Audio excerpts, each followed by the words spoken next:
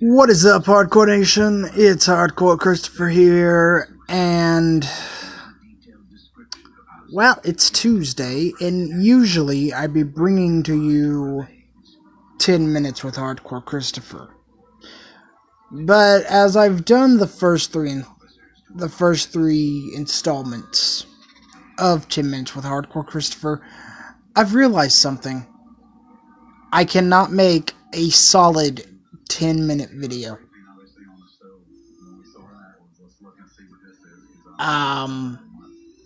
So I'm gonna be discontinuing that and just doing whatever I feel like doing on Tuesdays. So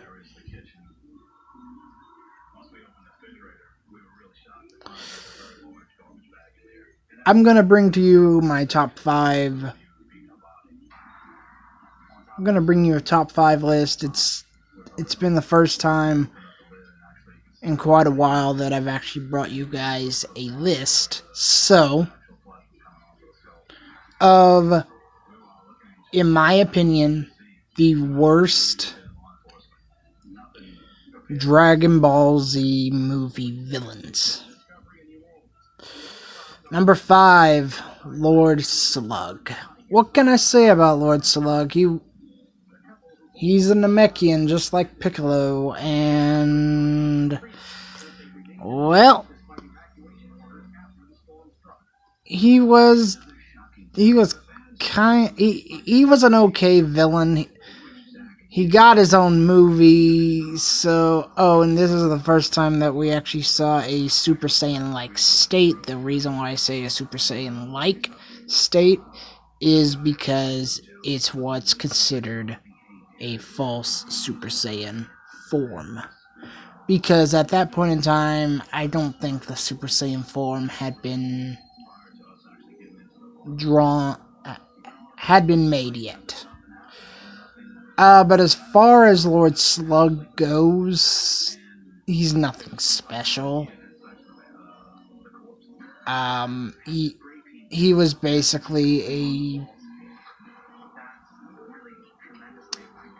basically a villain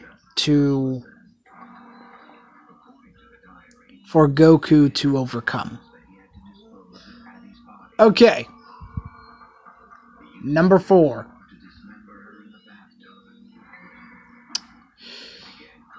Talking about movie villains, the 4th slot goes to Metacooler. Why did they bring Cooler back from the dead?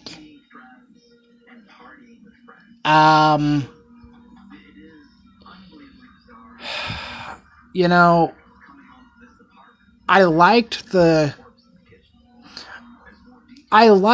dynamic in Cooler's revenge, because Cooler was actually, his goal was to kill the Saiyan that killed his brother, that being Frieza. However, the whole Cooler Elite Guard thing, and it was cool. The guy with the French accent died from a special beam cannon off camera. Cooler was good in that movie. He even brought Goku to the brink of death once.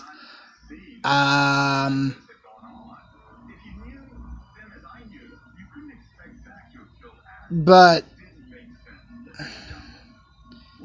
in Cooler's return, I never understood, even when I was watching it. Yeah, it was cool to see like wires come out and form an arm when Goku took off Cooler's arm and everything. But how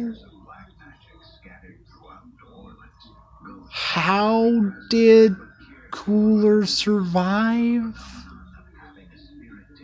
I mean, the movie tries to explain it, and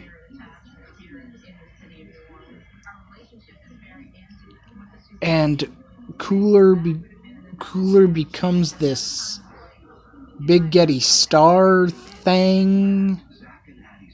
He's basically a robot.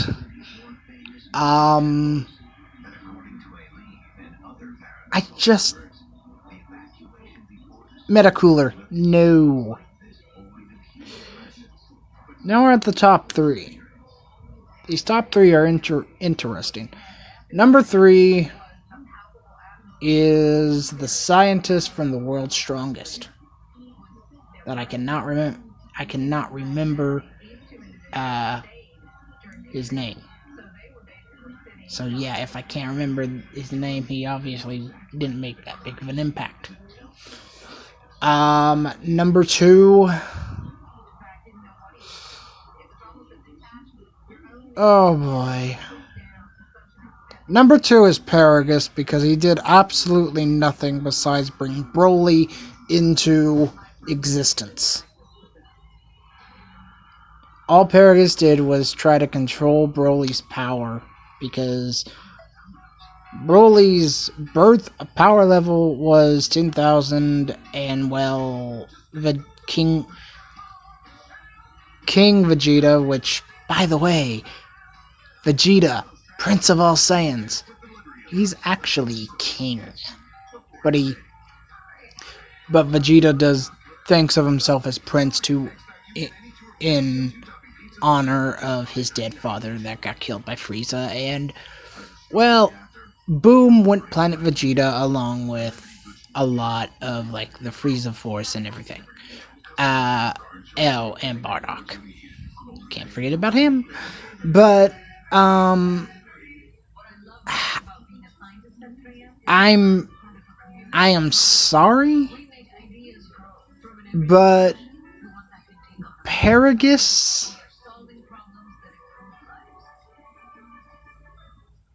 tried to escape,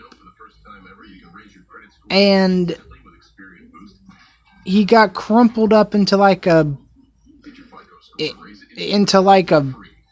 steel ball. He got crushed inside the space pod, and Broly chucked him into into next week. But wait a minute. Where was Paragus and Broly when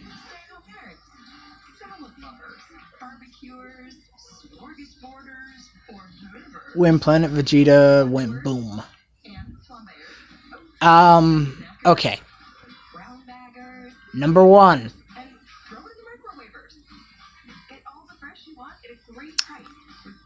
Number 1 is Broly.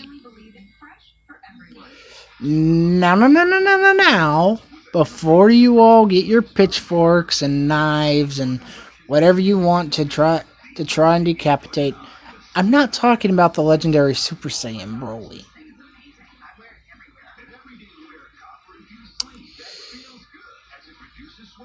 I'm not talking about the one that has 2 movies dedicated to him.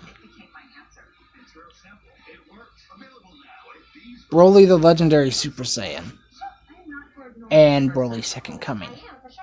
I'm talking about the 1994 movie, which, well, talk about a movie talk about a cash grab for sake of trying to extend somebody's legacy. I'm gonna keep this short. Bio Broly sucks. He's weaker than Broly. Something about genetics and everything. Oh yeah, and he doesn't even get beat by anybody's moves. By the way, Goten, Kid Trunks, Krillin, and 18 took him on. That's all it took. But the biggest insult is that it took him it took just water to defeat him. Water. Let that sink in. And as you do, I'm going to be saying, I'm Hardcore Christopher. Keep it hardcore, everyone.